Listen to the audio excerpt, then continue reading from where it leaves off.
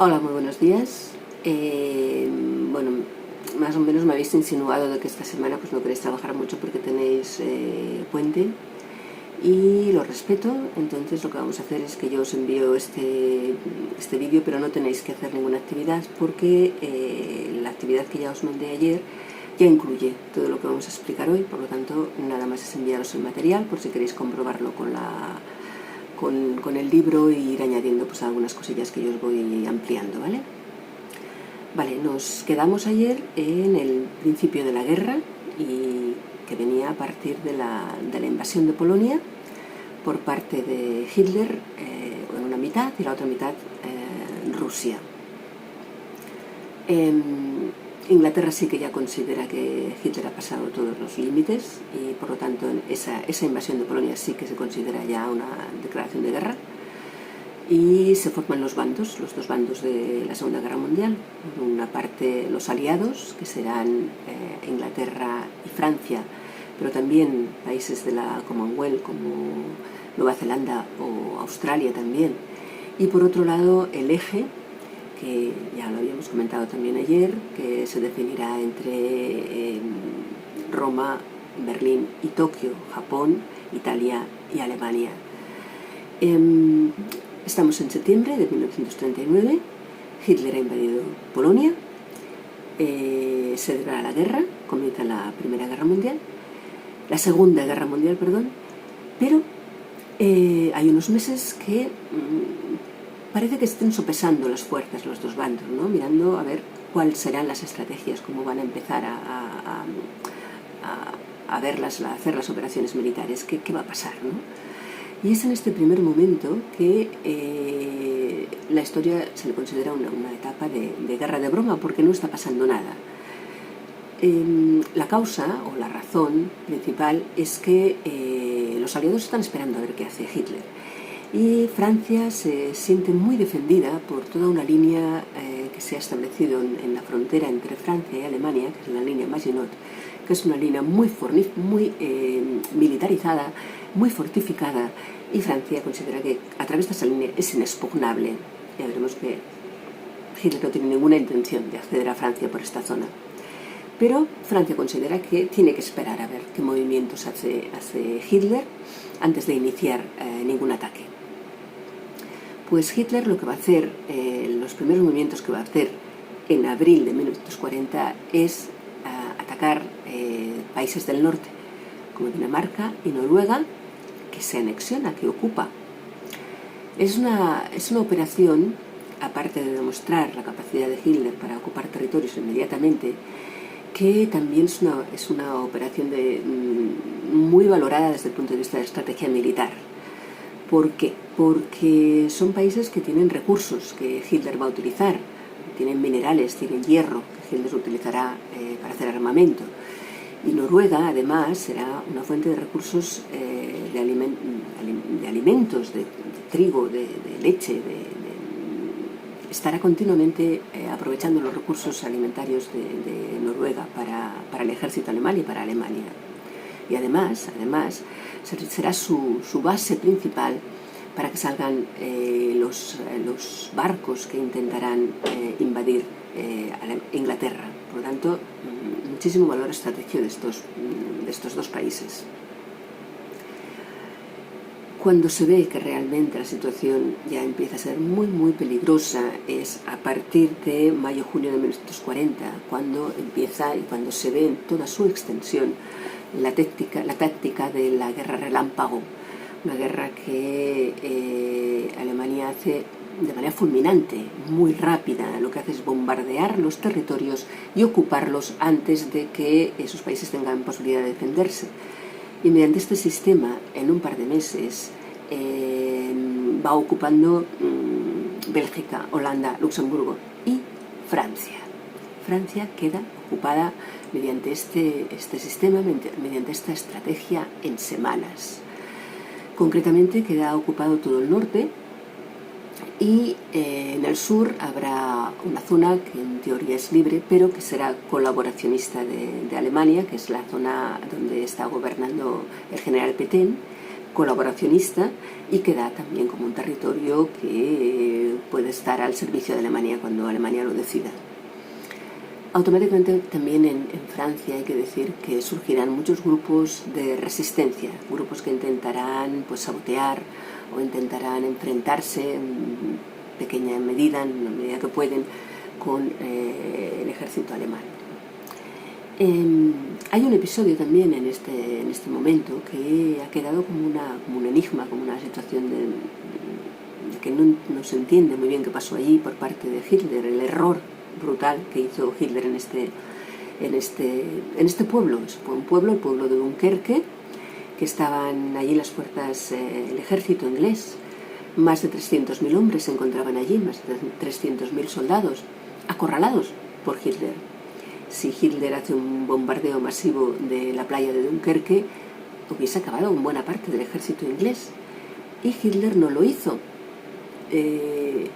También hay una película, la teoría que expone esta película, que es la película Dunkerque, que es de hace un par de años, una película muy conocida. La teoría de esta película es que salieron centenares de barcos de las costas de Inglaterra a recoger soldados a la costa francesa de Dunkerque. Bueno, es una posibilidad.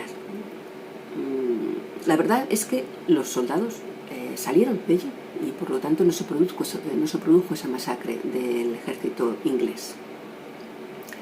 Vale, pues ya tenemos prácticamente todo el oeste de Europa en manos de Hitler, sin que haya habido prácticamente posibilidad de resistencia. No es que no haya habido resistencia, es que no ha habido posibilidad de resistencia.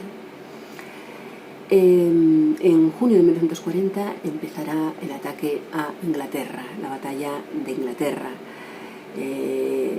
Se definirá como un ataque masivo y continuo de bombardeos por parte de Alemania a Inglaterra y específicamente a Londres. Hay la película del pianista que aparece, está Londres devastada, destruida, destrozada por parte de los bombardeos de Hitler. Pero Hitler se encontró aquí con una primera resistencia, podemos decir, que fue la RAF, la aviación inglesa. La aviación inglesa hizo también mucho daño a los aviones alemanes. Por primera vez Hitler se encuentra con un problema. Además también en este momento se produce la batalla del Atlántico, que era ni más ni menos que barcos que salían desde Noruega para interceptar barcos ingleses y o bien destruirlos o bien quedarse con los convoyes de alimentos que llevaban. Por lo tanto, en Inglaterra la presión es doble, bombardeos por el aire y ataque a sus buques y a sus convoyes por el mar. Queda la situación indefinida, no hay victoria, no hay por parte de ninguno de los dos, y Hitler en ese momento lo que decide es bajar al este. En 1940, pues, final de 1940, principios de 1941, Mussolini tiene problemas, ha tenido problemas para quedarse en Grecia, entonces Hitler decide bajar hasta allí y también de una manera fulminante va incorporando, anexionando países al eje. Bulgaria, Rumanía, Checoslovaquia, Yugoslavia queda destrozada, Hungría, todos estos países quedarán como países satélites de Hitler. Y además Grecia también caerá en este momento. Y si miramos el mapa en este momento, primeros meses de 1941, da miedo, porque prácticamente toda Europa es de Hitler. Toda Europa está anexionada a Alemania. Queda España, que en ese momento era neutral, que hubiera estado igual a las órdenes de Hitler, exactamente igual, e Inglaterra, que no lo han podido ocupar. Pero el resto de Europa es de Hitler, está anexionada completamente, ¿no? Si persiste esta situación de dominio, pues la historia hubiera cambiado completamente. Pero aquí es donde Hitler hace su gran error, comete su gran error.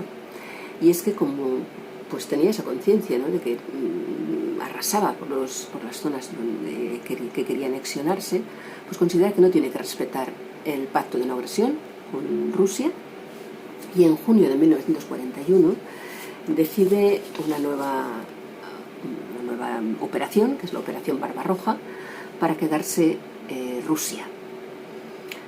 Y bueno, de entrada, ningún problema. Empieza en junio, entra en Rusia y se va quedando territorios, pero inmediatamente, tan rápido que llega a Kiev, llega a Leningrado y llega a pocos kilómetros de Moscú. Pero en ese momento llega una cosa que Hitler no se esperaba, y es que llega el invierno.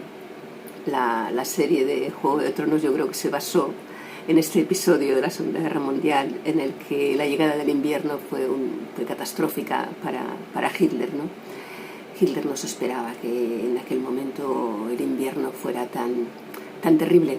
De hecho, hay una anécdota que se cuenta, que se dice que Hitler preguntó a sus meteorólogos cómo iba a ser el invierno en Rusia. Pues os podéis imaginar que en 1941 no había ni muchísimo menos los medios que tenemos hoy para más o menos, y ni hoy lo sabemos qué va a pasar en el tiempo, en 2-3 meses, a 2-3 meses vista. Pero los meteorólogos de Hitler sabían que o le daban una respuesta o peligraban sus vidas, por lo tanto no les quedaba más remedio que decir algo.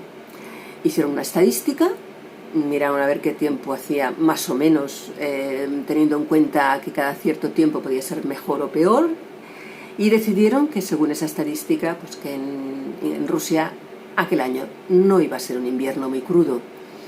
Y Hitler, con esas predicciones, pues consideró que era perfecto para ocupar Rusia. Pues ese año fue el invierno más crudo que se recordaba. O sea que Hitler iba muy equivocado con las previsiones del tiempo que le habían dado.